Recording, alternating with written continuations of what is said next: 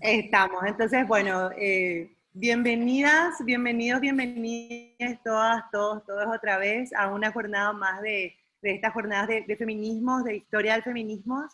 Hoy nos va a estar hablando Gaby Schwartzman. Ella es una activista feminista y ecologista, egresada de la carrera de Ciencias Políticas de la Universidad Católica.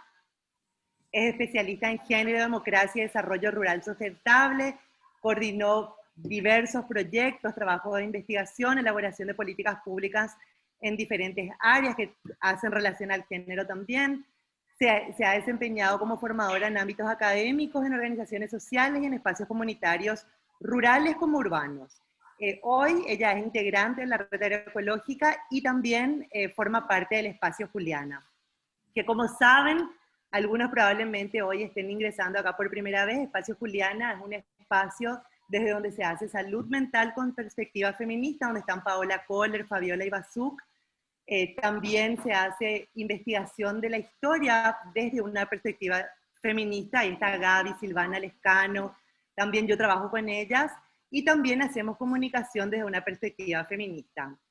Hoy vamos a hablar de feminismos críticos a Occidente, va a ser como la contracara a lo que hicimos el viernes pasado. Vamos a hablar del feminismo negro y feminismos en Medio Oriente y feminismos latinoamericanos. Como saben, también esto es, hacemos como una especie de introducción y les proveemos todos los materiales también en el aula. Entonces, bueno, arrancamos ya para que las 2 horas no sean suficientes. Así que, bienvenida Gaby. Muchísimas gracias, Clemen, por esta introducción y también por intentar lo del videíto, que va a estar buenísimo tenerlo a mano. Y así mismo, como dijo Clemen, la clase de hoy es tratar de mostrar un poco la historia, no la otra historia, sino que otras historias que hay también en vinculación con las ideas feministas y con el movimiento feminista. Desde que creamos el Espacio Juliana nos movió justamente eso, colocar un marco de diversidad. Siempre dijimos que es bueno aprender sobre feminismo, pero es mejor todavía si es que podemos aprender de los diversos feminismos y de esa gran pluralidad y diversidad que existe, y darnos cuenta que en realidad no existe un feminismo ni una historia del feminismo, sino muchísimas trayectorias históricas que tienen que ver con momentos históricos particulares, con procesos de desarrollo cultural, económico, con sujetos y con sujetas específicos, ¿verdad? Entonces, así como el patriarcado adopta sus formas en las distintas culturas y en los distintos territorios, y no podemos hablar de que el patriarcado como se manifiesta en Europa es el mismo del que se manifiesta en África o en Medio Oriente o en Asia o en América Latina. De la misma manera, los feminismos, que son esas luchas contra este sistema heteropatriarcal, también es diverso. También tiene justamente esa respuesta diferente a la situación cultural, económica, social, histórica de un lugar dado. Entonces, voy a compartir acá un PowerPoint para poder hacer justamente como dice Clemen, para no perdernos en la conversación, para que sea como una pequeña hoja de ruta. A ver.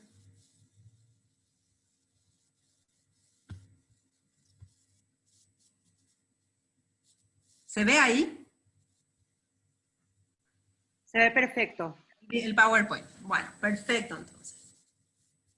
Feminismos críticos a Occidente. ¿Se acuerdan que Clemen en la clase pasada nos ilustró también cómo desde esas sociedades prepatriarcales, donde incluso habían diosas, deidades femeninas, cómo se fue dando el proceso de instalación del patriarcado justamente en Europa, en parte de Medio Oriente, y luego cómo se fueron dando las luchas, digamos, por emancipación de las mujeres que en la consolidación de ese patriarcado, quedaron absolutamente subordinadas en todos los aspectos de la vida, y cómo fueron siempre luchando y organizándose por volver a conquistar ese lugar que le perteneció históricamente de preponderancia o ese lugar en pie de igualdad en la sociedad.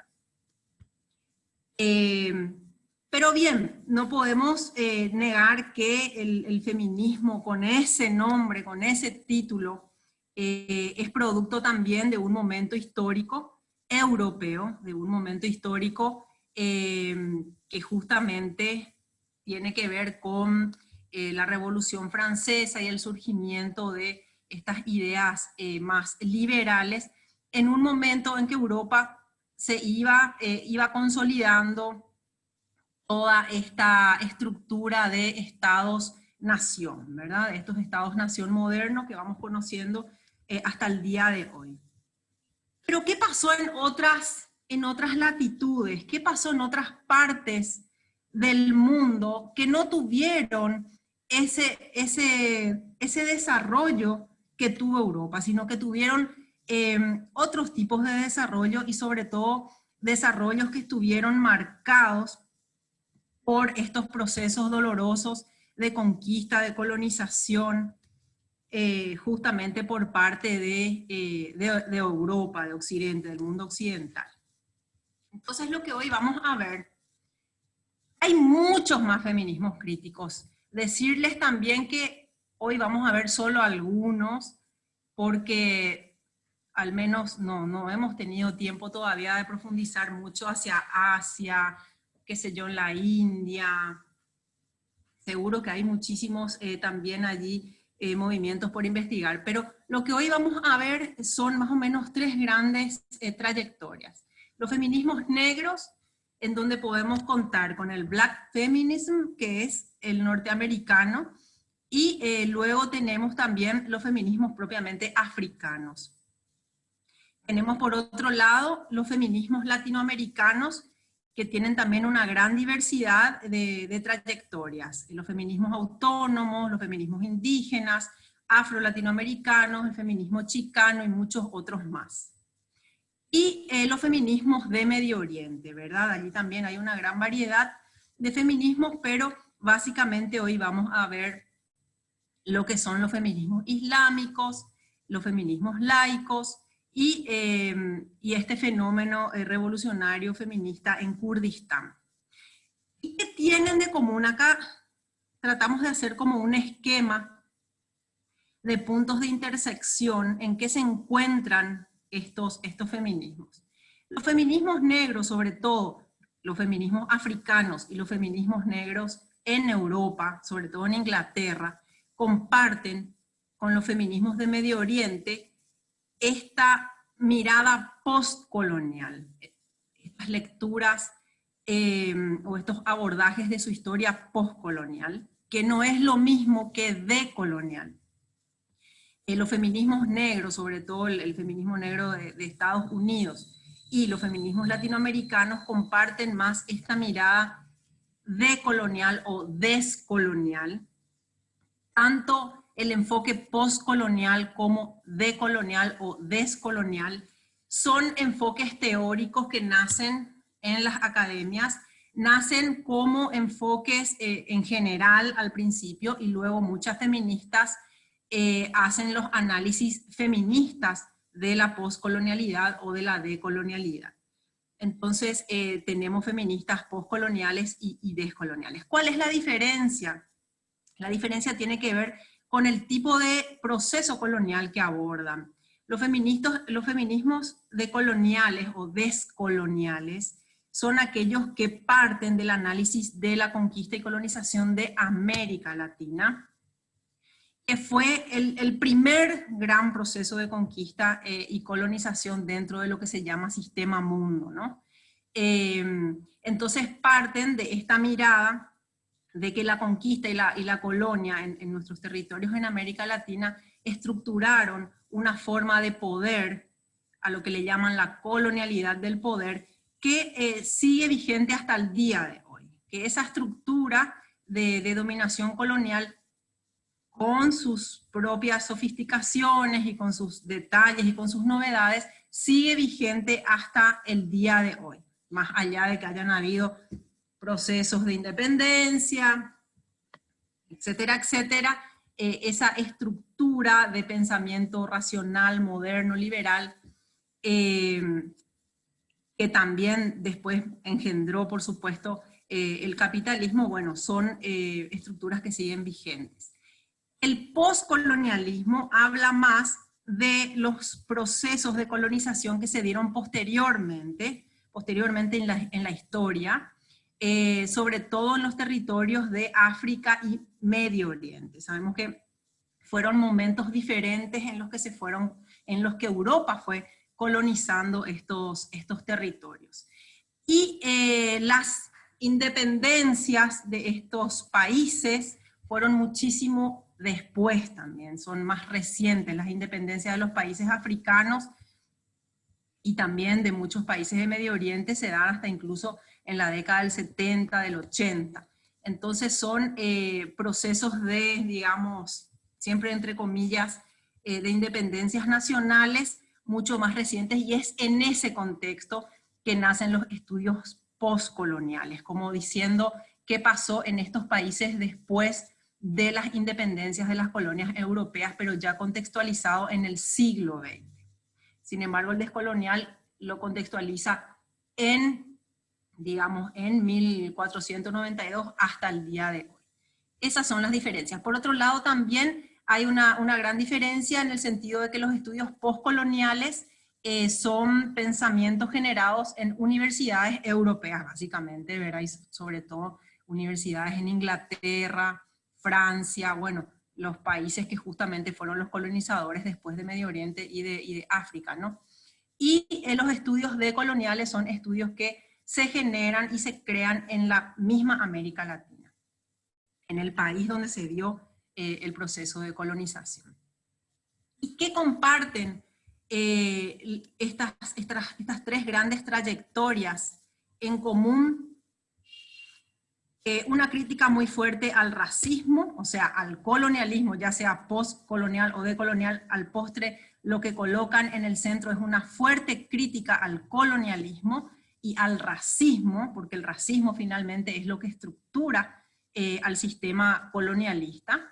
Tienen una crítica muy fuerte al capitalismo, porque justamente el sistema colonial permite el desarrollo del capitalismo, se imbrican, son sistemas que se van imbricando, se van trenzando, y por supuesto son también muy críticos a los sistemas patriarcales, ¿verdad? Entonces son tres trayectorias de feminismos muy críticos en este sentido, son bastante, digamos, antisistema, son bastante,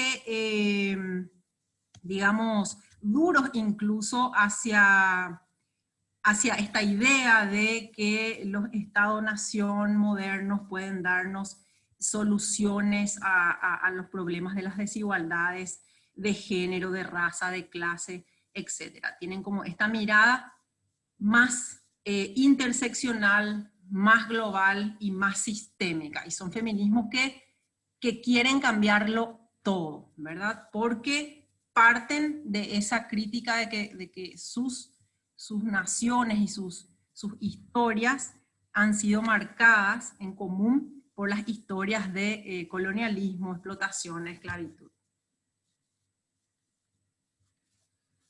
Entonces, antes de entrar como a ver más detalladamente qué propone cada uno de estos feminismos, es interesante como tener esa claridad de qué es esto de la crítica a la colonialidad, ¿verdad? Los autores y las autoras decoloniales en América Latina hablan de la colonial modernidad. ¿Y qué es la colonial modernidad? O sea, si entendemos bien o si podemos vislumbrar bien cuál es el núcleo de esta crítica, a partir de ahí vamos a poder entender muchísimo mejor cómo se articulan estos feminismos y cuáles son sus reivindicaciones y por qué son críticos también al feminismo europeo occidental o puede ser también al feminismo norteamericano, ¿no? Que está dentro del paquete cuando decimos modernidad occidental.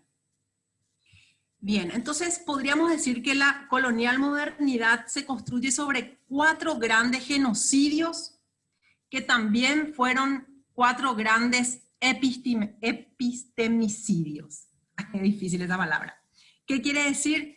Que no solamente se basaron en la matanza, ¿verdad? La matanza o el exterminio de ciertos grupos sociales y culturas específicos, sino que también se basaron en la cancelación de sus culturas, de sus conocimientos, de sus saberes, instalando, digamos, la racionalidad moderna como el saber más adelantado, más moderno, justamente. Por eso cuando hablamos de modernidad siempre estamos hablando de que Occidente se colocó en una jerarquización como una civilización más avanzada, y todas las civilizaciones diferentes o las culturas diferentes están en un proceso de desarrollo a ser como ellos, o directamente somos salvajes o somos, en fin, somos racializados. Es decir, nuestras diferencias biológicas o culturales están puestas en una jerarquía de razas, donde hay una raza blanca, que es la superior, que es la más adelantada, la más moderna, que es la más evolucionada, y otras razas, la indígena, los negros, etcétera, que, digamos, ocupan posiciones de subordinación y que por lo tanto están habilitados a ser explotados, a ser esclavizados, etc. ¿Cuáles son estos 4 grandes genocidios y epistemicidios? Por un lado tenemos el proceso de expansión de Europa y del cristianismo en los procesos de reconquista, la guerra de las cruzadas, y luego lo que se denomina la reconquista en la península ibérica. Allá lejos en la historia, más o menos por el siglo VII, más o menos, recordarán que también hubo como una expansión del islamismo en la península ibérica, y bueno, finalmente después los reyes cristianos, los reyes católicos, los reinos católicos, inician un proceso de reconquista, inician las cruzadas y la reconquista como un proceso de recuperar, digamos, esos territorios. Bueno, no todo el mundo lo lee así como les estoy diciendo, ¿verdad? Hay también historiadores críticos que dicen no fue una reconquista, fue una conquista, porque históricamente esos territorios estaban habitados de manera pluricultural, ¿verdad? Musulmanes, judíos y muchas otras etnias y culturas convivían en esa península de manera ya histórica. Entonces, algunos hablan de proceso de reconquista, otros hablan de proceso de conquista de la península ibérica. Esto sucedió a finales del siglo XI hasta más o menos el siglo XIII, y allí se dio como este grande genocidio y epistemicidio de musulmanes y judíos sefaradíes, es decir, los judíos que vivían en esa zona entre Medio Oriente y partes de Europa, ¿no? En este caso península ibérica.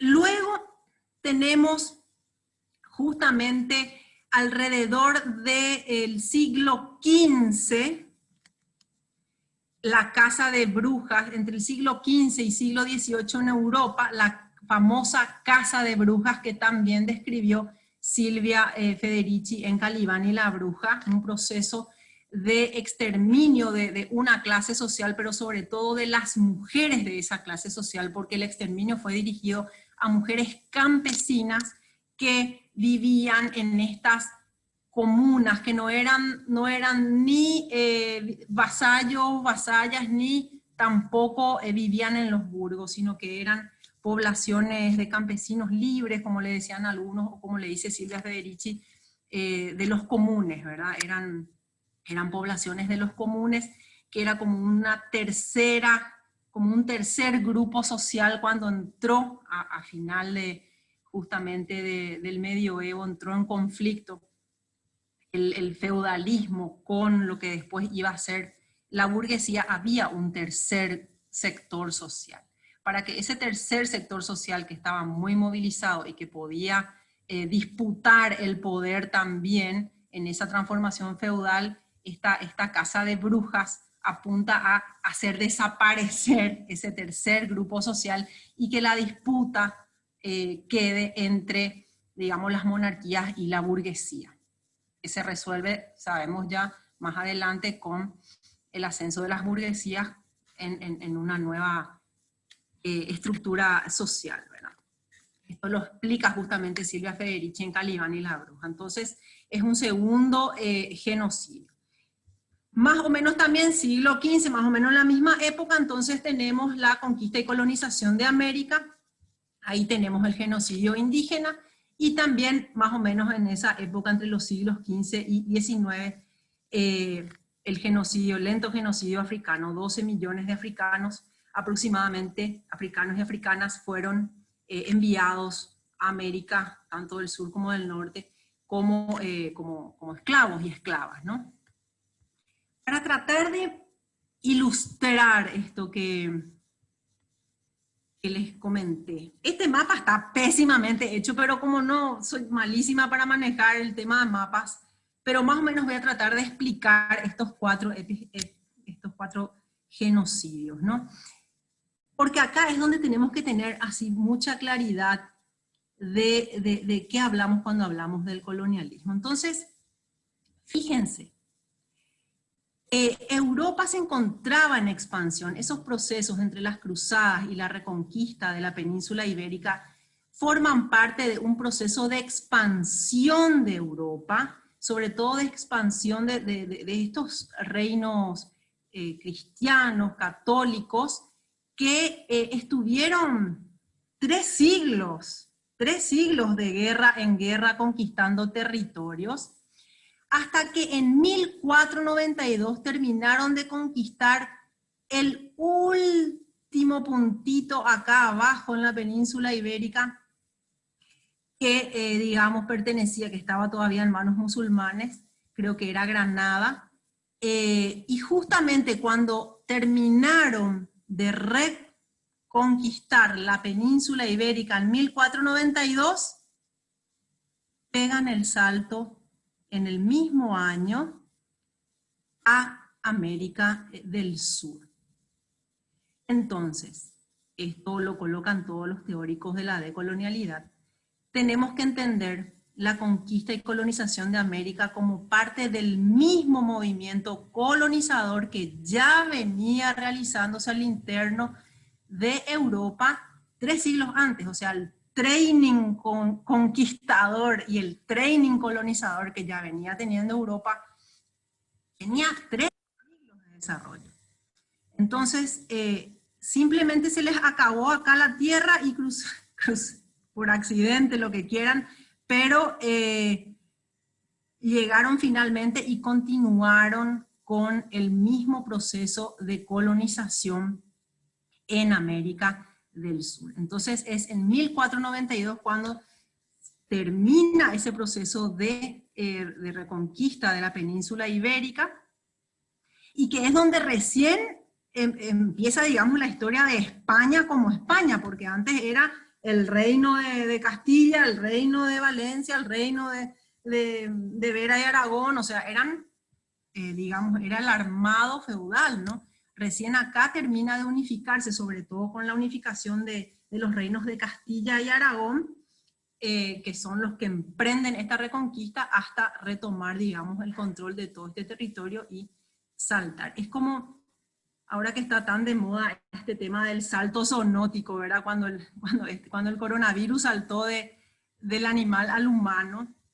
bueno, este fue como una especie de salto similar, ¿verdad? El virus del colonialismo saltó a América y empezó aquí la historia de conquista y colonización, que sabemos fue por todo el continente y luego también fue subiendo hacia América del Norte, hasta que aproximadamente entre el siglo XV y XVIII empieza también la colonización británica de América del Norte, que también es tiene otro formato la colonización en este sector, en esta parte del territorio, pero también allí empieza entonces la colonización británica.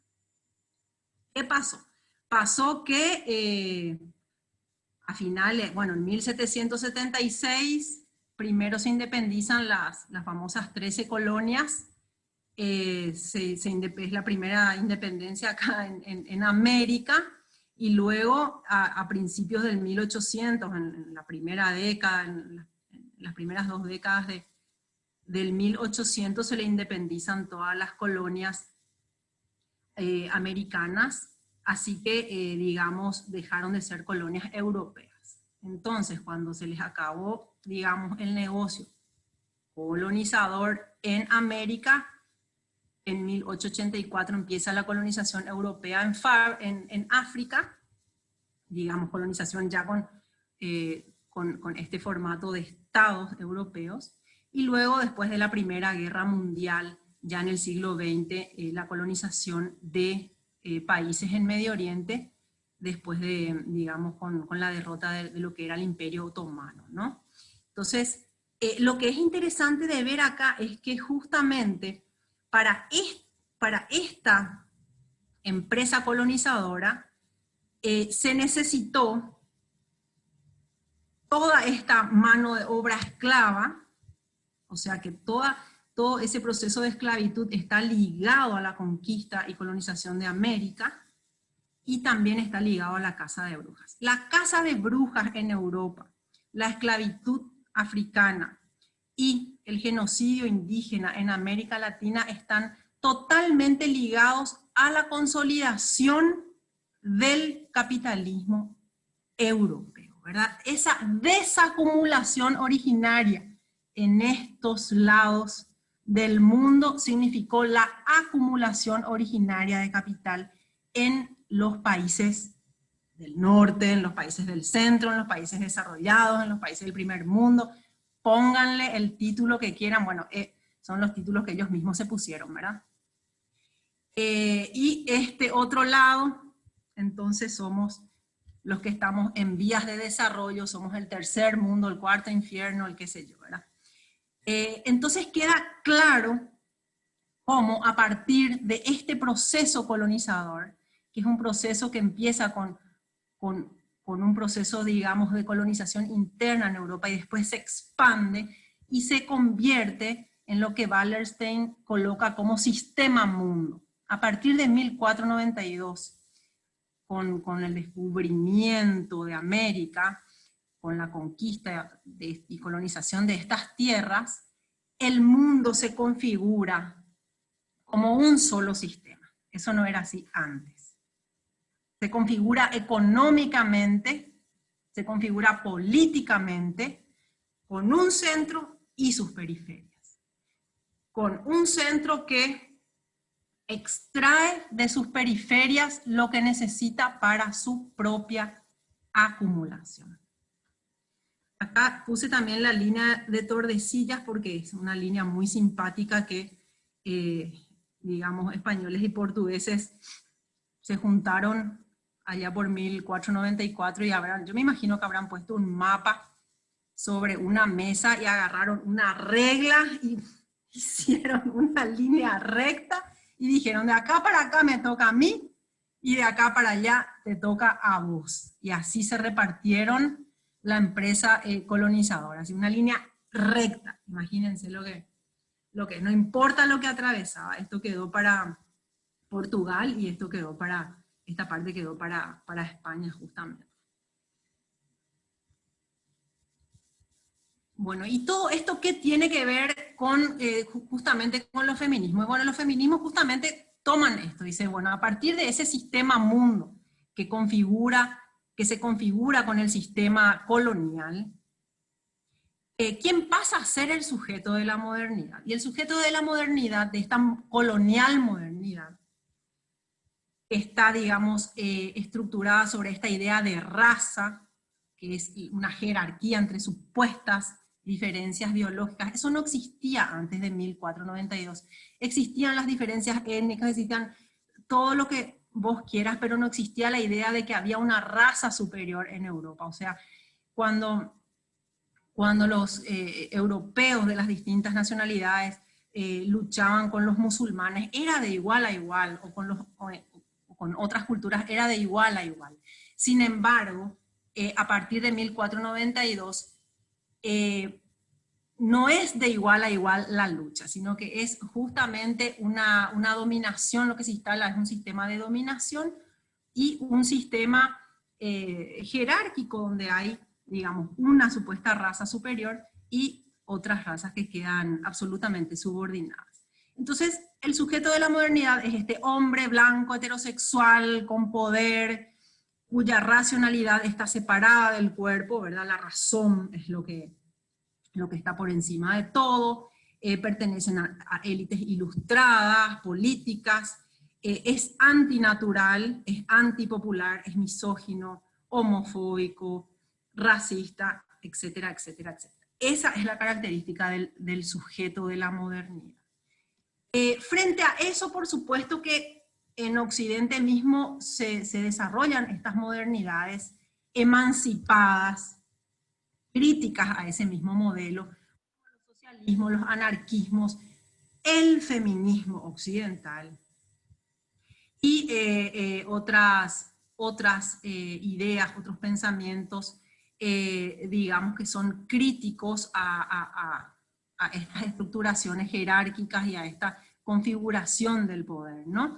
Pero estas modernidades emancipadas estaban autorizadas solamente para la mujer europea. El feminismo estaba autorizado solamente para la mujer europea, porque la liberación de las mujeres colonizadas de ninguna manera podía ser posible.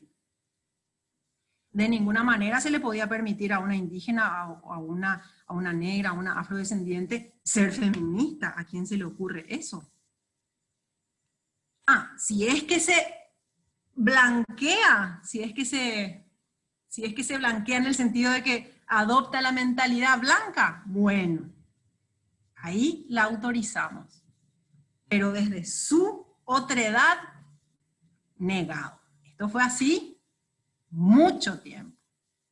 Esta crítica en el siglo XX recién se hace, digamos, esta crítica. Entonces, la historia de los feminismos es desigual.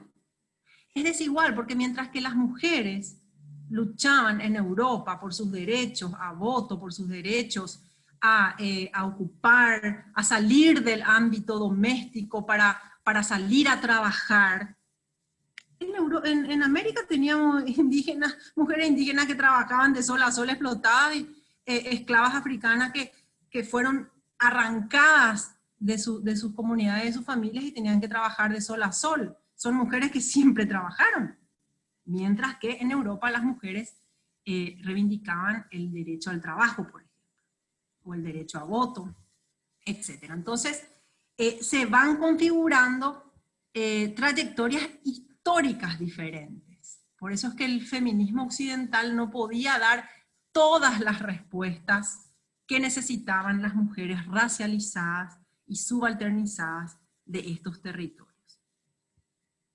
Bueno, eso es como el macro planteamiento que subyace a estos tres grandes grupos de feminismo que hoy vamos a ver.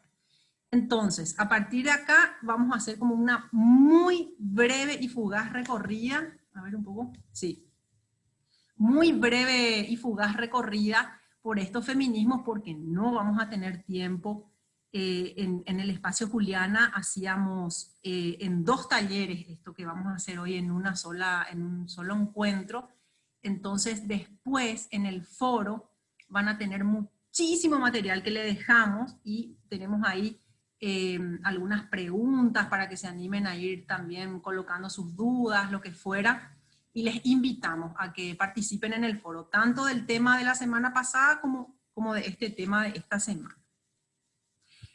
Entonces, los feminismos negros, el feminismo negro en Estados Unidos. Vamos a analizar esta trayectoria que es muy interesante realmente, y es un feminismo a quien le debemos muchísimo, muchísimo de los conceptos que usamos hoy en día cotidianamente, y que creo que es importante darles el lugar que les corresponde, ¿no? Entonces, alrededor de 1440 dijimos que empezaron los procesos de comercio de esclavos y esclavas desde África hacia las colonias en América, tanto en América Latina, en América del Sur, como en América del Norte. Y a partir aproximadamente de 1830 en los Estados Unidos, se empiezan a formar estos movimientos abolicionistas y sufragistas, donde participaban hombres y mujeres.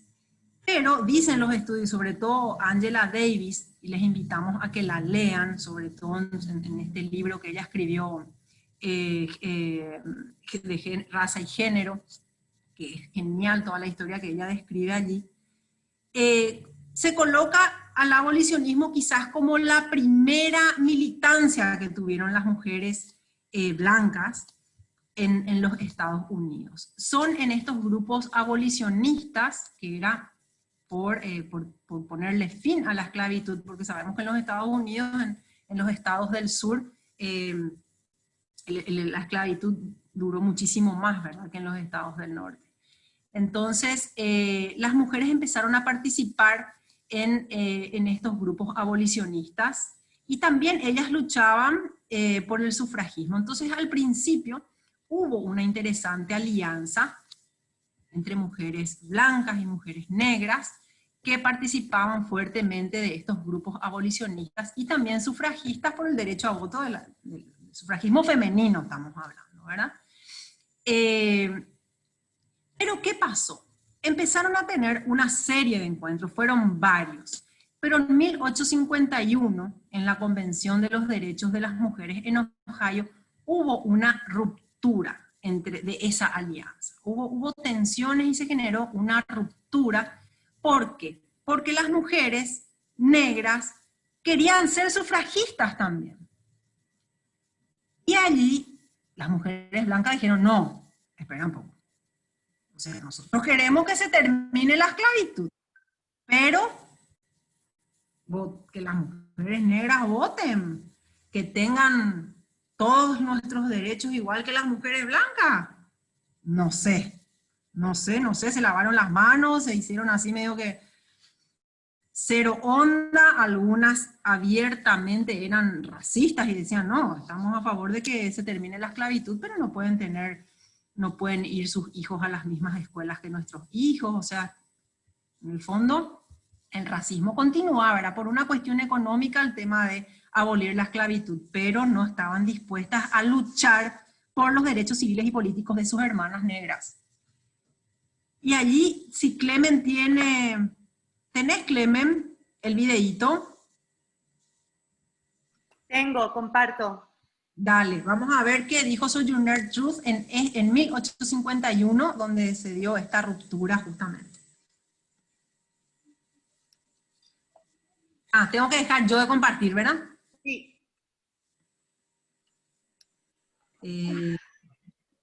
O ya dejé de compartir.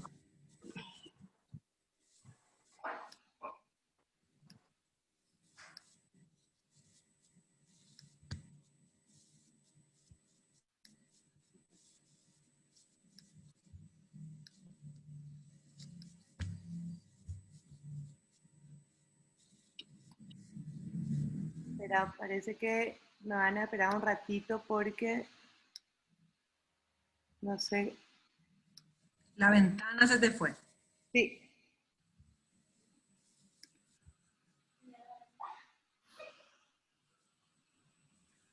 De paso, un rato tomo agua. Sí, toma agua, amiga. Y sabes que hay una pregunta, Gaby, que te hace Sí. mientras que yo comparta. Sí. Que es si India está en el grupo ligado a la conquista de África. A ver, un poco. Voy a buscar. Buenas tardes. Uy. Ahí parece que ya viene. Ahí que viene. Sojourner Truth, who was freed from slavery in 1827, speaks to a gathering of feminists in Akron, Ohio in 1851. Se ve y se escucha, ¿verdad? Perfecto. Well, children, well, there's so much racket, there must be something out of kilter.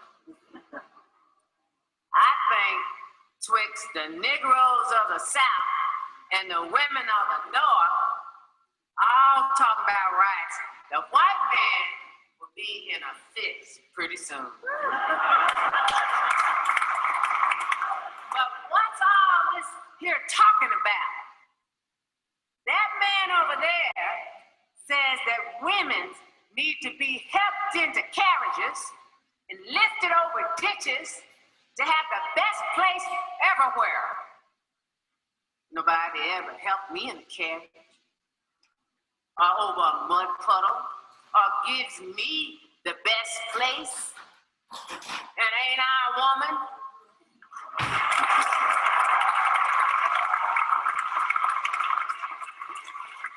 Look at me. Look at my arm.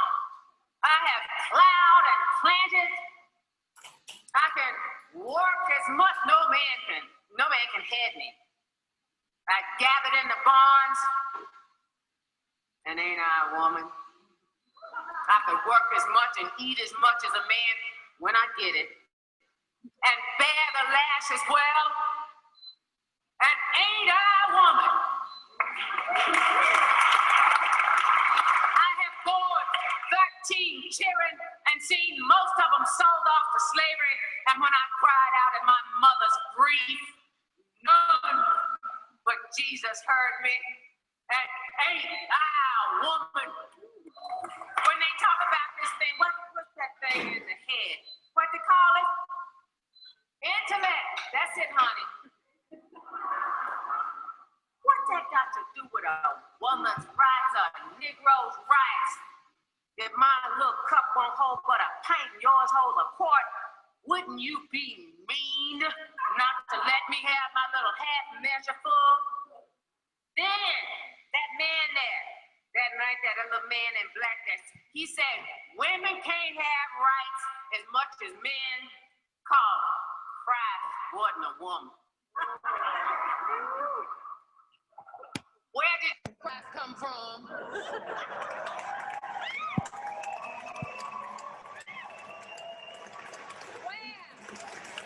Where did your Christ come from?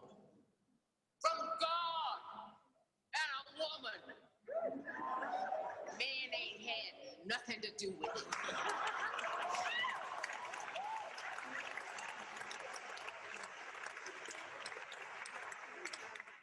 If the first woman God ever made was strong enough to turn the world upside down all alone, these women together ought to be able to side up again.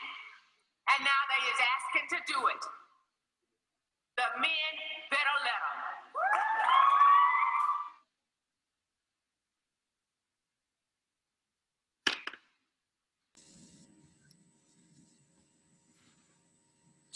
Así es. Siempre, vimos tantas veces ya este video, ¿verdad, Clemen? Y siempre es tan emocionante. Bueno, a mí al menos siempre me emociona como si veo por primera vez, porque imagínense en qué contexto y cuando una mujer es ex esclava se sube a una tarima frente a tanta gente y da este discurso y coloca fundamentalmente esa historia de esclavitud que tenían las mujeres, como esa herida que todo el mundo quería tapar, quería como hacer la vista gorda, y ella coloca, ¿por qué? ¿Por qué no va a tener ella todos sus derechos también? ¿Acaso no soy una mujer? Dice ella.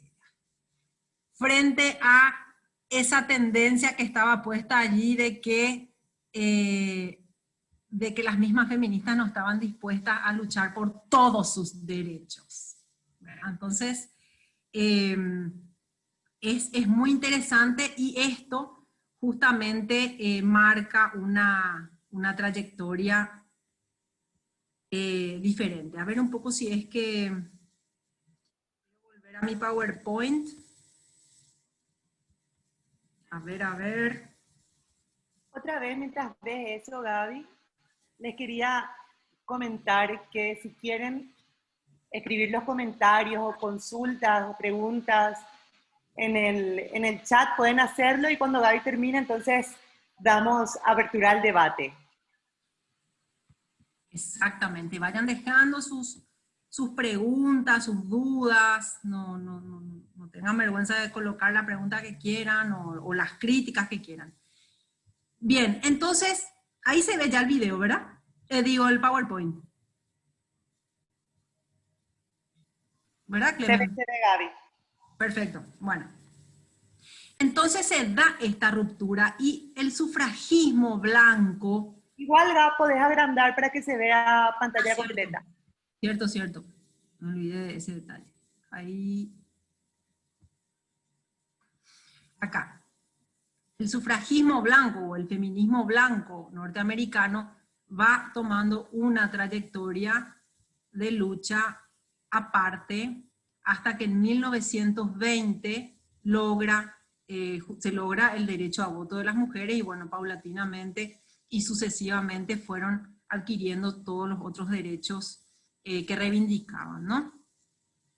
Y la trayectoria del feminismo negro fue por otro lado, fue separado. Entonces, esta es una cuestión interesante también de tener en cuenta, que a veces idealizamos mucho a las sufragistas norteamericanas, digo, ¿verdad? Claro, porque también Hollywood nos pone las películas, las series, todo genial, pero nunca nos muestran en esas series, en esas películas o tal, este hecho, ¿no? Este hecho de que en un momento dado el sufragismo blanco se separó justamente de las mujeres negras porque no estaban dispuestas a luchar por los derechos de las mujeres negras. El sufragismo blanco fue un feminismo racista en ese momento de la historia. Incluso hay fotografías, no pude encontrar para esta vuelta, pero hay fotografías históricas donde están marchando por las calles, no recuerdo si era de Nueva York o de dónde, o de qué parte de Estados Unidos, fotos de la época donde van marchando por el derecho a voto, y habilitaban una línea al costado, una filita para las mujeres negras que querían marchar por el derecho a voto también. Pero era una filita aparte de ellas. Les hacían marchar aparte. Entonces son cuestiones que yo no digo que no tenga valor el sufragismo de las mujeres blancas en Estados Unidos, en el feminismo. Por supuesto que tiene muchísimo valor también, pero que es más complejo de lo que a veces se presenta, ¿verdad? De que hay que hacer un análisis más fino, un análisis un poco más crítico, justamente en ese sentido, que no todas las mujeres fueron iguales y que el feminismo no trató por igual tampoco a todas las mujeres, ¿no? El feminismo occidental, estamos diciendo.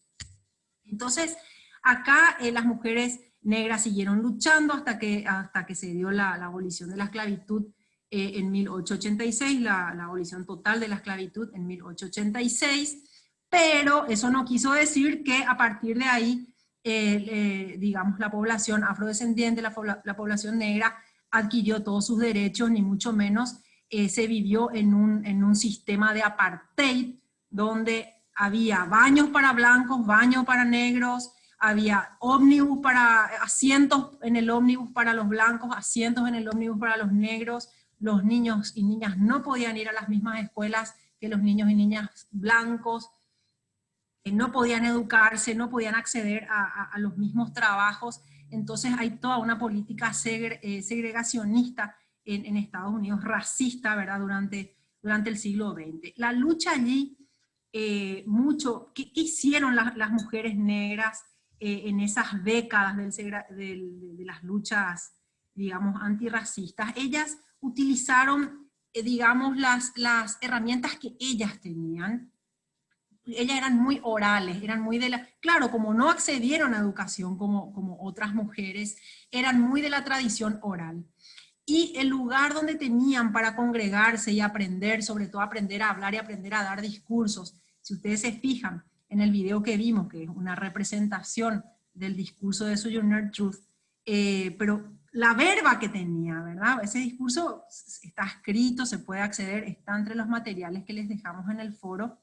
Tenía digamos, un discurso sólido, sabía hablar, porque practicaban mucho en la iglesia. Ustedes vieron lo que era el gospel, ven esa cultura, son, digamos, iglesias protestantes, ¿no? No eran iglesias católicas, eran iglesias protestantes, de donde salieron importantísimos liderazgos, ¿verdad? Liderazgos masculinos y femeninos. Masculinos, también tenemos la historia de Malcolm X y demás, ¿verdad? Surgen un poco estos liderazgos a partir de esos espacios más de espiritualidad, más que una cuestión religiosa, era más como una cuestión de espiritualidad, donde se encontraban, donde cantaban, donde se conectaban, donde tejían esa vida comunitaria, donde hablaban y aprendieron a hablar las mujeres y aprendieron a cantar. Entonces las herramientas que ellas tenían era su voz. Ellas hablaban y cantaban. Y entonces durante esas décadas del 20, 30, las mujeres del blues, se les llama, a mujeres cantantes de blues que hacían caravanas, iban recorriendo todos los estados, todas las ciudades, iban cantando sus realidades, como si fueran trovadoras de la época, y le iban cantando a las mujeres de su época, y les iban animando a que se despierten, a que se rebelen, a luchar por sus derechos, pero ellas estaban haciendo blues nomás, ¿verdad? O sea, para el resto del mundo estaban cantando nomás. Sin embargo, ellas estaban utilizando esas herramientas para hacer una feroz campaña de concientización que luego fue y decantó ya hacia la década del 50 en los movimientos por los derechos civiles y políticos de la población afrodescendiente. Ahí nos acordaremos de Rosa Parks, que se queda sentada en una silla, en un asiento de un ómnibus, que no era un asiento destinado a las negras, y bueno, va presa. Ya conocemos, casi todos conocemos la historia de Rosa Parks, o si no la podemos investigar, es un ícono de ese movimiento por los derechos civiles y políticos. Recién en el año 1967, la población afrodescendiente en Estados Unidos, hombres y mujeres, logran el derecho a voto. Imagínense la brecha que tienen las mujeres negras respecto a las blancas. Las sufragistas lograron para ellas en 1920 y recién en 1967. 47, casi 50 años después, acceden a sus derechos civiles, políticos, y también a otros derechos civiles, ¿verdad? De hecho pasó mucho por una gran movilización en torno a la alfabetización, a la educación, para que puedan ir adquiriendo. Realmente es impresionante la capacidad organizativa y la capacidad de lucha que demostraron las mujeres en toda esta trayectoria. Allá por la década del 70, 80 más o menos, se volvieron a dar nuevas alianzas con el feminismo blanco, por decirlo de alguna manera, porque también ya empezaron también los estudios de género y raza, no solamente de Angela Davis, muchas otras autoras que empezaron a cuestionar a la sociedad norteamericana estos temas de la esclavitud y de cómo se había conformado la sociedad norteamericana sobre las espaldas de hombres y mujeres afrodescendientes, ¿no? Y sobre todo a partir del feminismo lésbico se van creando. Las lesbofeministas son las que hacen esa crítica más dura, las lesbofeministas blancas, digamos, ¿verdad? Hacen esa crítica más dura a su sociedad y colocan el racismo sobre la mesa, y son las grandes aliadas de las feministas negras en Estados Unidos. Y a partir un poco de esas nuevas alianzas empieza digamos, a generarse de nuevo articulaciones hasta el día de hoy, pero hasta el día de hoy también hay racismo y también hay alianzas, hay de todo. O sea, lo que les quiero decir es que estas son trayectorias que no es que son procesos definitivos, sino que están en constante dinámica, en constante cambio, en avances y retrocesos, pero lo cierto es que, bueno, que hoy por hoy la sociedad norteamericana, sobre todo las feministas norteamericanas, tienen muchísima ya más conciencia de ese pasado racista que les antecedió y son mucho más conscientes de sus privilegios y bueno, intentan deconstruirse y están en las manifestaciones y en las movilizaciones con las feministas negras, ¿no? Ahí es solamente por colocar, porque como les dije, hay una riqueza teórica conceptual enorme que nos legan las feministas negras en Estados Unidos, pero dos de esos conceptos claves son sororidad e interseccionalidad. Sororidad es un concepto que rescatan ellas justamente por esto, ¿verdad? Por toda esta trayectoria de lucha donde ellas se tenían, pero es una sororidad de clase y de raza, ¿no? Sentirse hermanas les daba a ella mucho poder, saber que estaban juntas y saber que cualquier mujer negra en cualquier territorio de los Estados Unidos le podía dar una mano, era como una cuestión muy fuerte que surgió. Después este término se expandió, digamos, a otras áreas, ¿no? Y el concepto de interseccionalidad, que justamente habla de este análisis que, digamos, cuestiona las diferentes capas de opresión que viven las mujeres por su situación de género, raza, clase social, puede ser también discapacidad, puede ser también edad, etcétera, etcétera, ¿no? Van a leer mucho más en los materiales que les dejamos. Del feminismo negro británico solamente decirles que es muy nuevo, que digamos empieza a articular ya a mediados del siglo XX a partir de la diáspora negra que genera el postcolonialismo en África, ¿no? Ese proceso de colonialismo más reciente en África hace que muchas mujeres migrantes negras vayan, sobre todo muchas fueron a Inglaterra, ¿no? Y allí, digamos, se configura este feminismo que es un feminismo negro de la diáspora, ¿no?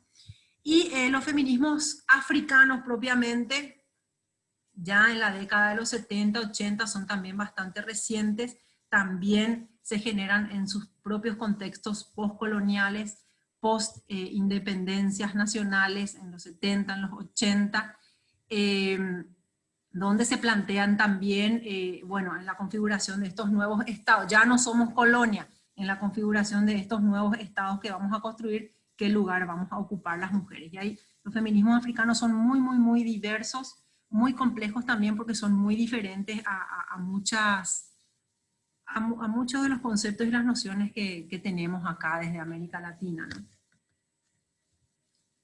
Bien.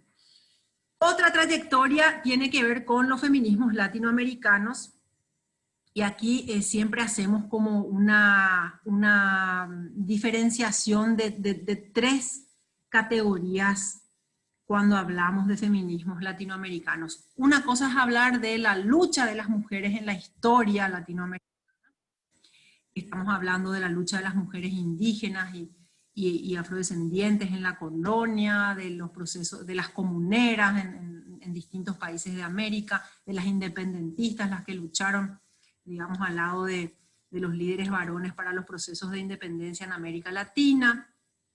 Después ya hablamos del feminismo en América Latina. Cuando hablamos ya del feminismo en América Latina, hablamos de cuando toman contacto esas ideas occidentales, esas ideas modernas, ya a principios digamos, del siglo XX, y se genera, digamos, el gran movimiento sufragista en América Latina, a finales de 1800 y durante toda la primera década del 1900, ese es un feminismo en América Latina, porque es el feminismo europeo, ¿verdad? Es el modelo emancipatorio europeo calcado. Así queremos acceder a educación, queremos acceder a trabajo, queremos acceder al voto, las mismas casi reivindicaciones de las que las feministas tenían allá, como nos contaba Clement, hacia la Revolución Francesa y posteriormente en Europa, ¿no? Es ese feminismo el que está en la primera mitad del siglo XX. y recién podemos hablar de feminismo latinoamericano como feminismo concebido desde América Latina y crítico justamente a Occidente, a partir más o menos de los años 90, después de que fueron terminando las dictaduras en América Latina y se fueron generando también unas reformas del Estado, reformas de la justicia en toda la región, y donde se fue consolidando también fuertemente el proyecto neoliberal, ¿no?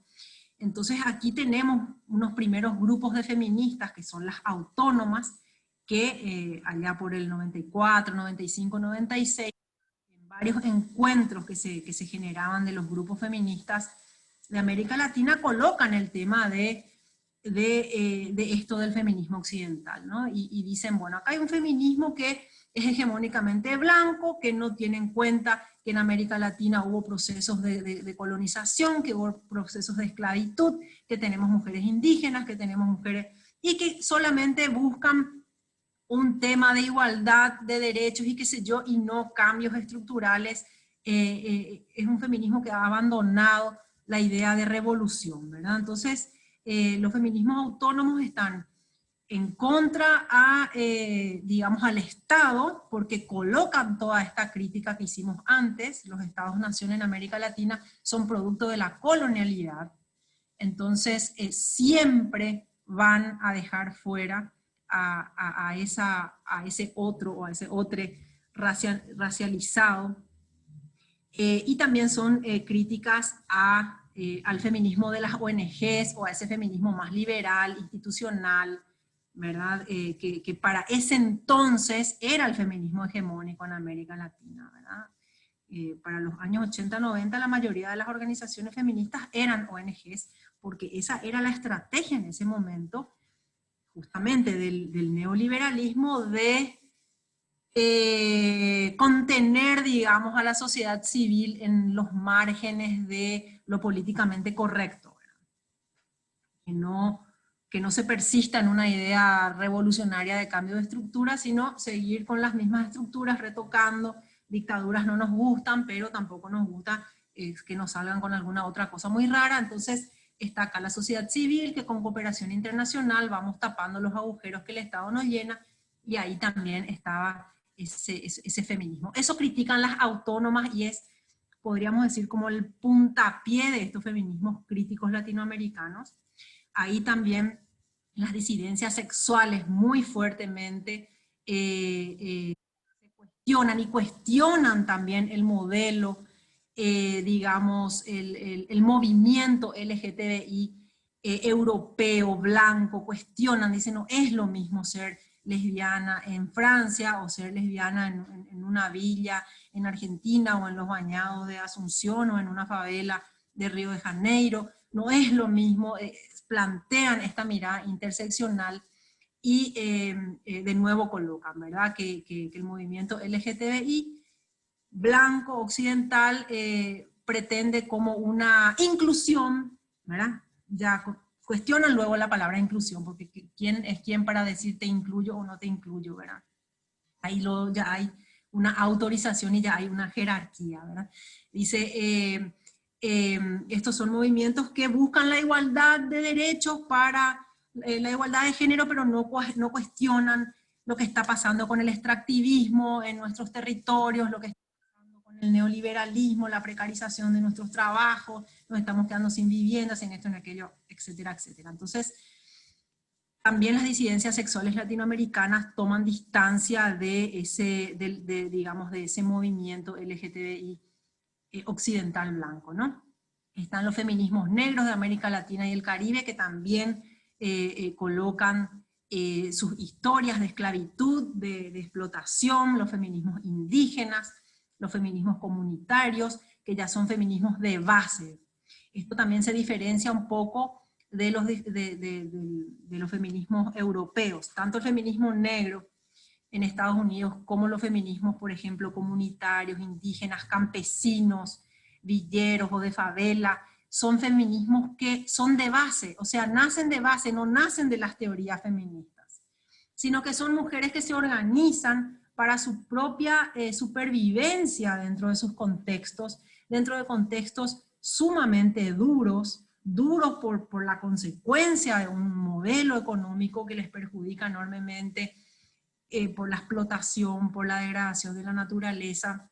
Entonces, primero se identifican como mujeres en lucha, primero se identifican como mujeres en lucha por sus territorios y por sus comunidades, y luego se identifican con una cuestión más conceptual o teórica, ¿verdad? Sin embargo, los europeos empezaron como más en la academia y se quedaron más como un pensamiento de academia que de una cuestión de comunidades concretas o de acción de las bases mismas, ¿no? El feminismo decolonial, sí, cuando hablamos de feminismo decolonial, sí estamos hablando de una corriente académica del feminismo, pero de la academia latinoamericana, dentro del pensamiento crítico de América Latina, ¿no? Y también está el feminismo chicano o el feminismo de frontera, que se da ya en la frontera entre México y Estados Unidos, y que coloca un poco esta cuestión justamente de América Latina y sus fronteras, cuál es lo que es nuestra frontera y cuáles es lo que son nuestras identidades, si finalmente nuestras historias cruzan permanentemente las fronteras de lo colonial y de lo moderno permanentemente, ¿verdad? Somos campesinas, somos urbanas, somos indígenas, somos afrodescendientes, somos un montón de cosas en nuestras historias personales y comunitarias. Y mucho más, ¿verdad? Hoy no vamos a poder entrar en detalle, pero sí está en los materiales el detalle ya de estos feminismos. Entonces, un poco ahí. Y la última de las trayectorias, rápidamente, justamente son los feminismos de Medio Oriente, como dijimos, también son críticos. ¿Por qué? Porque surgen a partir de estos procesos más nuevos o más recientes de colonización de Medio Oriente, que se dan básicamente después de la Primera Guerra Mundial, cuando Europa se reparte los territorios del Imperio Otomano, ¿verdad? Así también fue tipo como ese tratado de Tordesillas, más o menos así también fue agarrado, pero ese hicieron más líneas, hicieron así como un cuadriculado, y dijeron, bueno, yo me quedo con Irak, vos te quedás con Siria, yo me quedo con Turquía, vos te quedás entre Francia e Inglaterra. Ahí se repartieron esos territorios, ¿no? Entonces, allí también se tomó de manera muy crítica el tema del feminismo al inicio, porque justamente se veía muchas veces al feminismo como este pensamiento del colonizador, ¿no? El feminismo blanco era el feminismo del colonizador, y pasó mucho por este tema del velo, ¿verdad? Ahí es donde más podríamos analizar esa tensión entre los feminismos blancos, los feminismos occidentales y estos feminismos críticos, ¿verdad? Entonces, los feminismos que decían, o sea, una mujer francesa teorizaba y decía que, ay, qué barbaridad la burka, qué barbaridad el velo, qué barbaridad, cómo van a usar, ustedes tienen que liberarse de eso. Pero desde su punto de vista de mujer blanca, desde su punto de vista de mujer blanca. Sin embargo, muchas de estas mujeres querían utilizar un velo justamente como una identidad anticolonialista, justamente porque estaban viviendo ese proceso postcolonial, y para ellas era importante ponerse el velo. Aparte, no todos los velos son iguales, ustedes ven ahí la diversidad que hay de velos. Entonces, tampoco tenía que venir una mujer blanca a decir cómo ella se iba a liberar, y que el velo fuera o no un elemento de liberación para las mujeres musulmanas o de este mundo árabe. Y dice Grossfogel, entre la prohibición compulsiva y el uso compulsivo del velo se debaten los dos patriarcados en lucha: el patriarcado de los hombres blancos imperiales y el patriarcado de los hombres musulmanes colonizados. Entonces, el uso del velo, los dos patriarcados le querían decir a las mujeres qué hacer con su velo.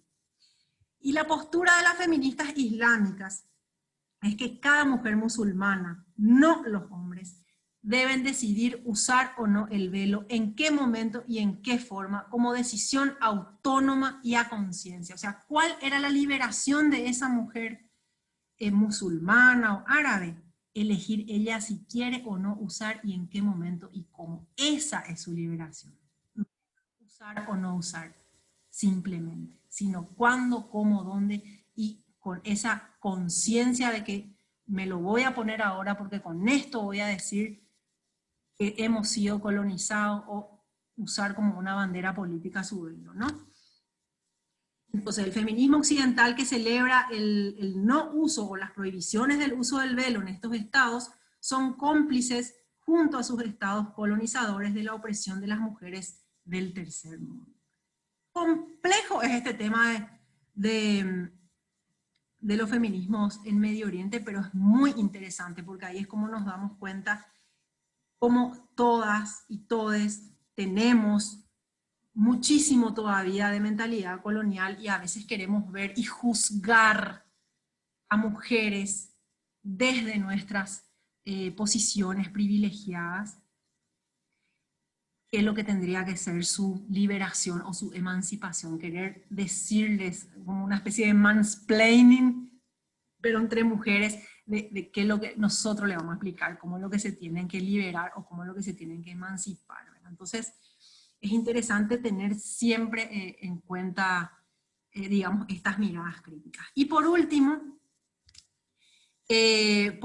teníamos también un videito, pero como no están funcionando los videitos, este fenómeno es un caso bastante excepcional y que es el feminismo en Kurdistán, el movimiento de mujeres kurdas. ¿Y qué es lo que pasa en Kurdistán? Kurdistán, en ese reparto que les conté después de la Primera Guerra Mundial, en que las potencias ganadoras de la guerra se repartieron Medio Oriente, y Kurdistán tenía que tener también un estado en ese reparto, pero al final no le asignan un estado, o sea, no le dieron un territorio. ¿Por qué? Porque le querían dar un territorio en una parte de Turquía, pero como el pueblo kurdo está, como ven acá en este mapa, entre Turquía, Siria, Irán e Irak, en todos esos territorios hay población kurda, no querían solamente que le den un estado acá, porque entonces era negar la existencia de todos estos otros territorios. Entonces se negaron a eso y le dijeron, bueno, jódanse, entonces se quedan sin estado y ahí, chau, véanse ustedes lo que pasa. Entonces, los mismos kurdos y las mismas kurdas se identifican como una colonia internacional, una colonia que está bajo el dominio de 4 estados-nación, el estado turco, sirio, iraquí e iraní. Y ellos y ellas luchan por la autodeterminación como un pueblo originario, porque es un pueblo que está en esos territorios históricamente. Algunos hablan de 7.000 y 8.000 años atrás, y es una población bastante significativa. Estamos hablando de aproximadamente 40 millones de personas, o sea, no es una minoría étnica tampoco, ¿verdad? Son 40 millones de personas en ese territorio que exigen poder vivir con su propia cultura, con su propio idioma, con su propia forma de ser. Entonces, a partir de los años 70, 80, se genera un movimiento de liberación kurdo que está encabezado justamente por este líder Abdullah Öcalan, que para los años 90 va preso. Él está hace más de 20 años preso e incomunicado, es un preso político, preso e incomunicado en una cárcel en Turquía, pero Öcalan justamente dice, no va a haber ninguna liberación del pueblo kurdo si no se liberan las mujeres primero. La revolución debe ser de las mujeres, porque el patriarcado es el primer sistema de dominación. Sobre ese sistema de dominación se engendraron el colonialismo, el capitalismo y todos los otros sistemas. Entonces el corazón del sistema es el patriarcado. Necesitamos desarmar el patriarcado para poder liberar a nuestro pueblo. Entonces es la primera revolución de liberación nacional, digamos, que coloca al patriarcado en el centro. Entonces esta es la novedad. Y a partir de allí, a partir de justamente de estos posicionamientos políticos, todo el movimiento kurdo empieza a generar, o sea, las mujeres empiezan a generar un gran protagonismo y empiezan a liderar todos los frentes de acción de su lucha como autodeterminación de un pueblo que quieren ser autónomos. Ellos no quieren un Estado-nación, ellos quieren organizarse en sus comunas dentro de estos territorios y que estos 4 estados los dejen ser con su propia forma de organización política y social, ¿verdad? Que son formas socialistas y que son formas también ecologistas y que son formas feministas, ¿verdad? Entonces tienen un sistema de paridad que está aplicado desde la base hasta todas sus otras instancias organizativas, donde siempre tiene que haber un hombre y una mujer en todas sus estructuras, digamos como liderazgos, ¿verdad? El 40% de las fuerzas de la milicia, porque ellos llevan adelante una lucha armada de autodefensa, no es que ellos quieren conquistar territorio, ellos están defendiendo, y no se están solamente defendiendo de estos estados que permanentemente los quieren liquidar, sobre todo Turquía. Se defienden también del ISIS, se defienden del Estado Islámico, se defienden de los terrorismos, que son, digamos, las organizaciones criminales que más, digamos, tremendamente patriarcales y machistas, que tienen allí esclavas sexuales, que bueno, es una locura, ya saben lo que es el ISIS, entonces también deben luchar contra estos grupos criminales, ¿no? Entonces se organizan, tienen una parte militar, se organizan en milicias revolucionarias, y el 40% de sus milicias revolucionarias son femeninas.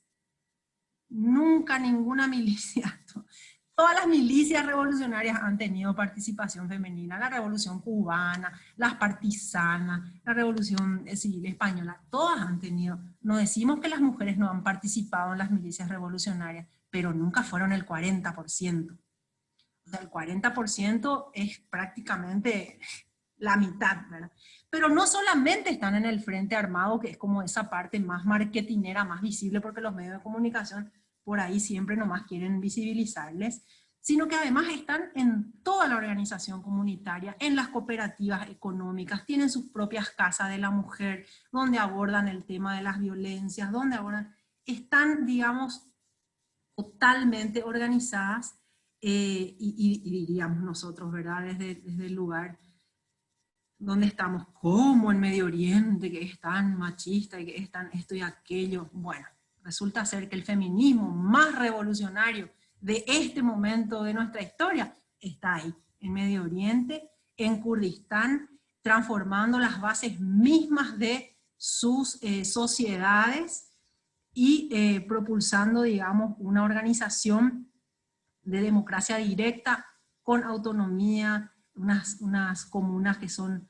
socialistas, que son ecologistas, feministas, nangas, ¿verdad? Increíble es, pero eso está pasando en ese lado del mundo, y están muy articuladas con América Latina. Habrán escuchado más de una vez en los encuentros plurinacionales en Argentina, que se habla siempre desde la Via Yala hasta Kurdistán, se escucha siempre como que el patriarcado va a caer desde la Via Yala hasta Kurdistán. Hay una articulación con América Latina de este grupo, ¿verdad? De mujeres feministas. Entonces, por acá nos quedamos. Por acá nos quedamos. Y pasemos nomás, ya voy a dejar esto de compartir, ¿verdad? Sí, ahí deja de compartir. Entonces, Gaby, muchísimas gracias. La verdad que interesantísimo, Gaby, todo lo que nos contaste y compartiste con nosotras y nosotros. Impresionante. Así que, bueno, abrimos la hora del debate. Nos quedan unos 30 minutos para poder debatir. Entonces, si es que tienen preguntas, una pregunta va la que se hizo ya que fue referente a si es que India está en el grupo ligado a la conquista de África. Y entonces ahora invitarles a todos que puedan participar, que puedan poner ahí sus comentarios. También María Limpia dijo que está demasiado interesante, pero lo que lastimosamente tiene clase en 10 minutos, así que se iba a retirar. Así que si quieren pueden levantar la mano también. Sí. Si quieren pueden levantar la mano también y entonces les vamos pasando la palabra. Lo de India no sabría decir si está totalmente conectado. Como les dije en el inicio, me falta todavía incursionar hacia ese lado más asiático. Pero sí también vivió procesos de colonización, sabemos bien, India, Pakistán y Inglaterra, sabemos que también formaron parte. Lo que no sé es su feminismo, cómo están, ¿verdad? No sé si tienen esos feminismos críticos. Tendríamos que investigar, ya no nos dio llegar hasta ahí. Pero sí también fueron parte de los procesos de expansión colonial de Europa en general, ¿verdad?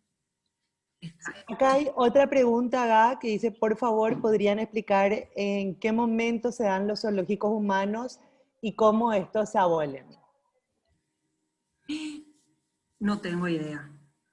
La verdad que no tengo idea. Sé que en la época de ya siglo XX, principios de ponerle en los años 20, los años 30, existieron estos fenómenos de que llevaban indígenas a Europa y los exponían como nosotras tenemos mismo el caso acá de la niña, ¿cómo es que se llamaba? Que hace poco se trajeron sus restos y fue enterrada en su comunidad. Damiana, gracias, Edu. Damiana, tenemos el caso de Damiana, por ejemplo, y como Damiana, muchos otros casos, incluso en América del Norte también. Pero no sé cómo esto se abolió ni nada. Sí sé que era una práctica vigente hasta los años 40, 50 por ahí.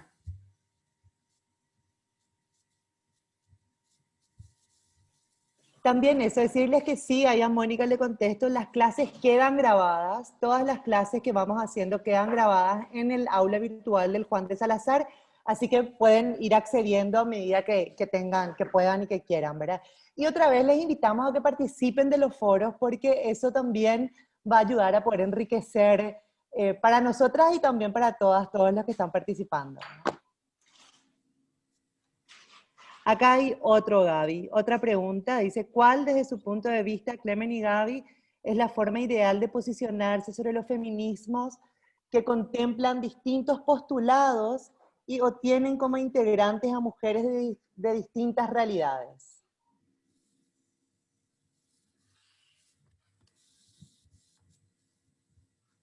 ¿Voy yo primera o Clemen? Va Gaby. Desde mi punto de vista personalísimo, para mí o como yo me quiero posicionar en los distintos feminismos, es desde una posición de diálogo, desde un diálogo de saberes, y tratar de, digamos, de construir esa tendencia jerárquica o esa tendencia excluyente que tenemos de decir, este es el verdadero feminismo, aquel no es el verdadero feminismo, sino más bien una posición de escucharnos, porque como vemos los distintos feminismos se van construyendo desde distintas realidades y desde realidades que se configuran desde distintas posiciones sociales que las mujeres tenemos. Entonces, cada quien habla también desde su posición social o desde su posición de privilegio. De ahí a ser más empática o menos empática, con más sororas o menos sororas. Por eso es que hablamos también mucho de sororidad, ¿verdad? Más que nada, porque quienes somos mujeres privilegiadas, podamos un poco bajarnos de nuestro privilegio y ser empáticas y sororas con otras situaciones, ¿verdad? Para mí lo ideal es para mí personalmente, no digo que lo tenga que ser para todo el mundo, es una posición de diálogo y de siempre en algún punto vamos a poder conectarnos y fortalecernos. Y quizás no en todo vamos a estar de acuerdo, pero en muchas cosas creo que sí podemos fortalecernos. Bueno, ahí un poco siguiendo esta línea que decía Gaby, para mí, y que un poco hablamos también en la clase anterior, ¿verdad? Sí. Para mí, los diferentes feminismos lo que nos permite hacer es como tener ese lugar de encuentro desde donde se puedan conversar sobre las diferentes realidades que vivimos todas y sobre todo esto que mencionaba Gaby recién que me parece clave, ubicarnos también a las mujeres desde nuestros privilegios, ¿verdad? Las que tenemos ciertos privilegios, entonces que nos permite ubicarnos, esos otros feminismos nos permiten ubicarnos y poder ahí conjugar la lucha, digamos, ¿verdad? Entonces me parece que no es que haya, y eso me parece súper importante como recalcar todo el tiempo, que no es que no haya un feminismo, uno que sea el correcto, uno que sea el indicado, sino que son muchos y diversos y todas y todos aprendemos todo el tiempo de eso, ¿verdad? Y otra vez ahí me parece también importante como recalcar esto que decíamos también la clase pasada, que tiene que ver con que las características y las riquezas que tienen los feminismos tienen que ver con que justamente no hay un liderazgo único y no hay tampoco una homogeneidad, ¿verdad? Entonces, a partir de ahí es que se da el encuentro y se pueden dar estos debates. Bueno, a ver, otra pregunta, Gaby. ¿Ustedes creen que puede haber un feminismo liberal o neoliberal que sea compatible con una apuesta por la igualdad de las mujeres? Más allá de creer o no creer, existen. O sea, es lo que hay. No es que yo, no es lo que yo, por ahí no es lo que yo quisiera ni lo que me gustaría, pero el feminismo nace liberal. No se olviden de eso. De la clase que dio Clemen, nace en el contexto de las ideas liberales, porque las ideas liberales eran las ideas revolucionarias en aquel momento. Nace liberal. Y va desarrollando, a partir de ese nacimiento liberal que tuvo, distintas trayectorias, muchísimas trayectorias. Una de esas trayectorias es un feminismo más institucional que, digamos, está más abocado a la cuestión de, digamos, de la igualdad de derechos, pero no cuestionan los modelos económicos, no cuestionan la estructura de fondo. Entonces, esos feminismos existen. O sea, que nos guste, no nos guste.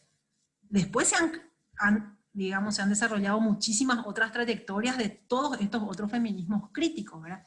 Algunas, yo he escuchado también, algunas teóricas y militantes también, que colocan como una diferenciación entre el tema de la igualdad de género y el feminismo. Pueden haber muchas mujeres en todos los ámbitos, políticos, profesionales, históricos, que tengan perspectiva de género, pero que no necesariamente eso quiere decir que sean feministas. ¿Cuál sería la diferencia? Que justamente analizan estas desigualdades de género, pero se quedan, digamos, en el igualar, como si fuera que la solución es igualar los derechos y las oportunidades, no entran ya en una discusión de fondo, ¿verdad? Y que el feminismo sí plantea una discusión de fondo antisistema, que el feminismo es antisistema y que la perspectiva de género es, digamos, un instrumento intermedio ahí, que puede también luchar por los derechos de las mujeres, pero sin necesariamente luchar por un cambio de sistema. Esa es también una postura que yo he venido leyendo, digamos, de algunas académicas, pero también he escuchado a algunas militantes hacer como esa diferenciación. Entonces, podemos tener, por ejemplo, sociólogas, historiadoras, que escriben con enfoque de género, pero de ahí a que su militancia sea que su militancia, no sé si se entiende la diferencia, de ahí a que tengan una militancia, un activismo antisistema, no, ¿verdad? Sino que van a colocar las brechas y las desigualdades de género, pero no van a colocar la confrontación política que hay de fondo,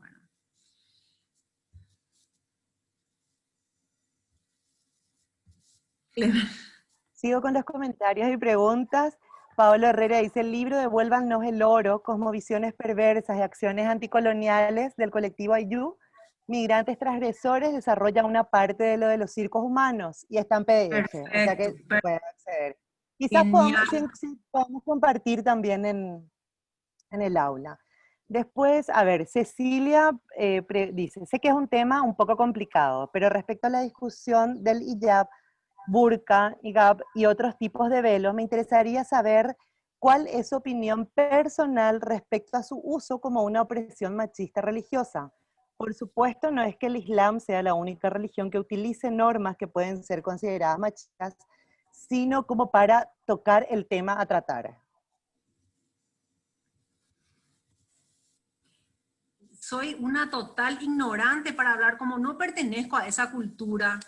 Yo no puedo saber cómo viven respecto a una opresión machista religiosa, porque tampoco es homogéneo el tema religioso en el Medio Oriente. Cuando nosotros decimos Islam, tenemos desde la práctica de la ablación hasta islamismo mucho más ya prácticamente laicos, ¿verdad? O sea, no estamos hablando de que el Islam o que la religión musulmana se practique de la misma manera en todos lados, así como el catolicismo, como el cristianismo, así como el cristianismo tiene diferentes formas de ser practicado. Y yo te diría que hay cristianismos que son casi como que ponerle una burka también a las mujeres, ¿verdad?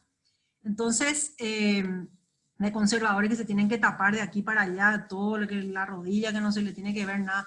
Entonces, así como hay diferentes formas de practicar el cristianismo, por decir que es lo que más conocemos, también hay diferentes prácticas de practicar el Islam, ¿verdad? Y entonces yo no sabría cómo, lo que sí sé, por lo que leí y por lo que he, digamos, conversado con algunas compañeras, es que para muchas de ellas es una reivindicación política, ¿no?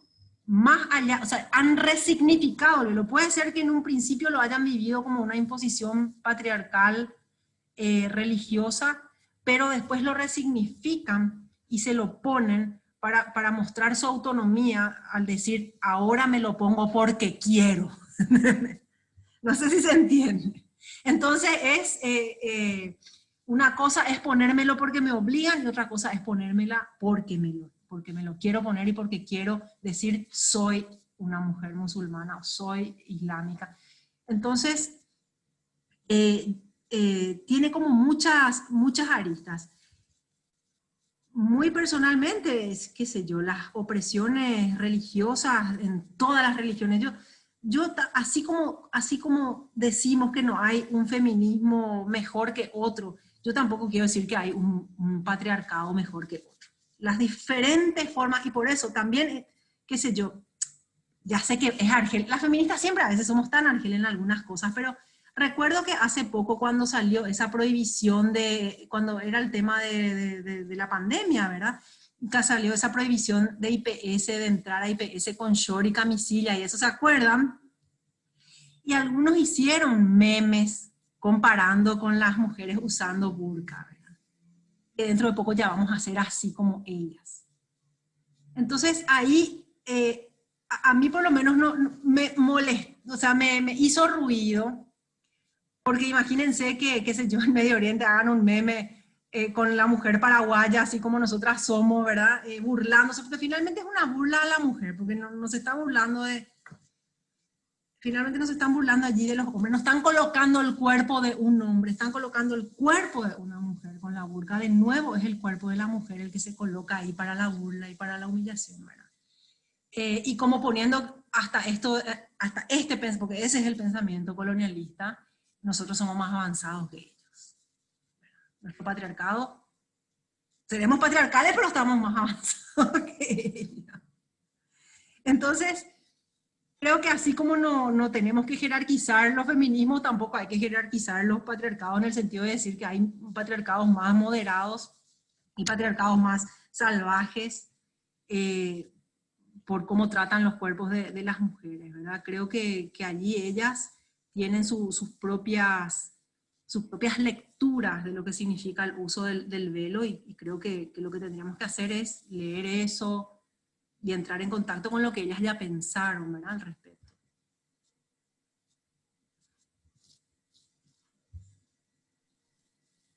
A ver, algo interesante para acotar, siguiendo la línea, es que es súper importante empezar a consumir también contenido de mujeres latinoamericanas, ya sea música, literatura, cine.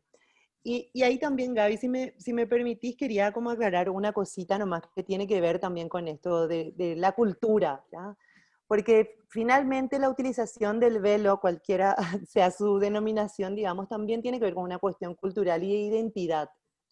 Entonces creo que también va por ahí eso que vos mencionabas de la molestia, ¿verdad? Porque, y esto era algo que también que en algún momento mencionamos, que es nosotros tenemos la idea de que tenemos todas las libertades ganadas porque podemos vestirnos como queremos, porque podemos, bueno, tenemos un montón de hecho de victorias logradas que tienen que ver también con la lucha de las mujeres, ciertamente, pero ¿por qué consideramos, a veces creemos que cuando nos paramos desde nuestro lugar, creemos que esa es la libertad, ¿verdad? O sea, esa es la libertad para todas, o que esas son las victorias que cada una quiere.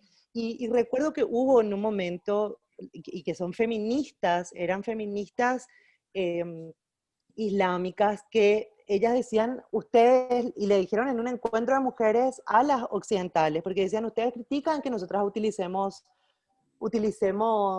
velos, y para nosotras esto hace parte de nuestra identidad, ¿verdad? O sea, entonces tenemos también como que empezar a poder ver y considerar las diferencias que tienen que ver con las culturas, ¿verdad? Con las identidades de cada pueblo, con las identidades de cada mujer y sobre todo eso, de cada pueblo, ¿verdad? Es como que empecemos a criticar por qué las guaraníes hacían tal o cual cosa y no hacen, que es de hecho, que es también como decía Gaby, es en lo que se basa el colonialismo y la racialidad, ¿verdad? O sea, esto de considerar que hay razas superiores e inferiores, ¿verdad? Considerar que desde donde una está parada es desde donde importa, es desde donde empieza a valer más o menos. Exactamente.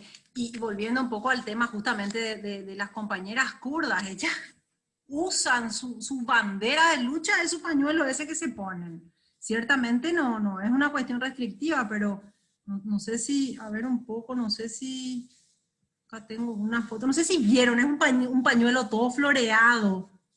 Conocen, ¿verdad? No sé si llegaron a ver. A ver un poco si puedo compartir. ¿Se ve? Ahí se ve, se ve. ¿Ven?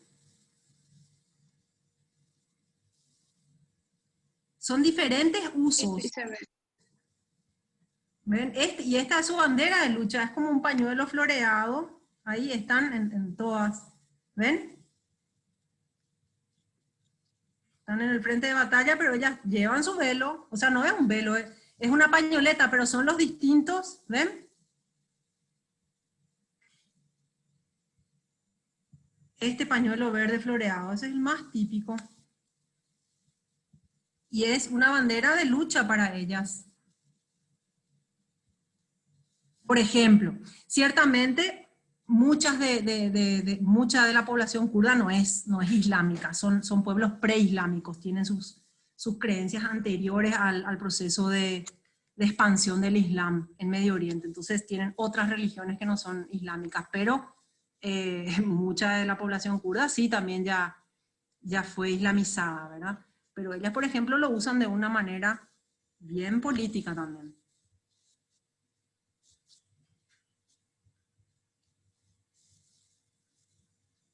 Gaby, estamos a 10 minutos de que llegue el final, no sé si vamos cerrando, entonces acá dice Bea, tampoco hay que olvidar que hasta la ropa, la misma utilización de la ropa como forma de cubrir los cuerpos, son parte de las dinámicas, procesos y cambios de nuestra cultura con bases judeocristianas y sus respectivos encuentros, totalmente. Entonces, vamos cerrando, ¿ah? No sé si hay algo que quieras como agregar para cerrar y también, bueno, agradecerle al Centro Cultural Español Juan de Salazar que nos permitió tener que nos está permitiendo tener estos talleres.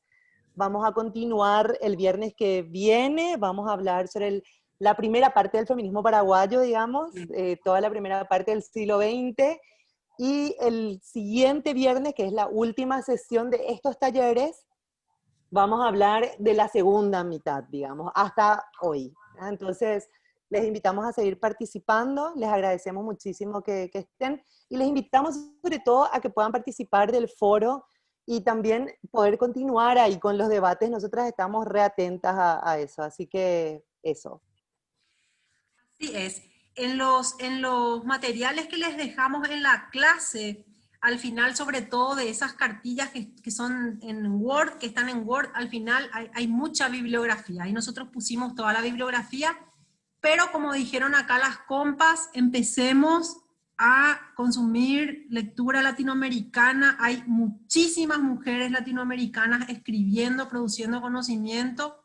Yo una vez tomé un curso con unas lesbofeministas de México que el lineamiento del curso era no citar ningún varón europeo. Teníamos que hacer todos nuestros trabajos prácticos y como ejercicio, ¿verdad?